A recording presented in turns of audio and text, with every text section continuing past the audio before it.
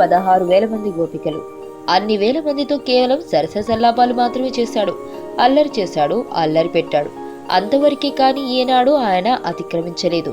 గోపికలు కృష్ణుల మధ్య ఉన్నది ఒక పవిత్రమైన చెలిమి మాత్రమే. కృష్ణుడు భోగిగా కనిపించే యోగి. ఇక నెమలి విషయానికి వస్తే ప్రపంచంలో సంభోగం చెయ్యని జీవి ఇది. అత్యంత పవిత్రమైన జీవి కనుకే మన దేశానికి జాతీయ పక్షిగా ప్రకటించబడుతుంది. 16,000 మంది గోపికలున్నా కూడా శ్రీకృష్ణుడు అత్యంత పవిత్రుడు. అందుకే నెమలి పింఛం తలపై ఉండి శ్రీకృష్ణ భగవానుడి పవిత్రతను తెలియజేస్తుంది.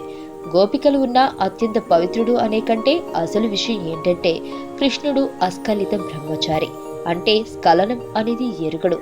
నెమలి పరవశించినప్పుడు మగనెమలి అశ్రుధారను ఆడనెమలి మింగితే అది పునరుత్పత్తిని పొందగలుగుతుందట. అంతేకాని అవి సంభోగించవు. అందుకే కృష్ణుడు తలపై నెమలిక ధరిస్తాడు. మరో ముఖ్య విషయం, పిల్లన గోవిని గోవిందుని పెదవుల వద్ద స్థానం ఎలా సంపాదించావని ఒక మహర్షి అడిగాడట.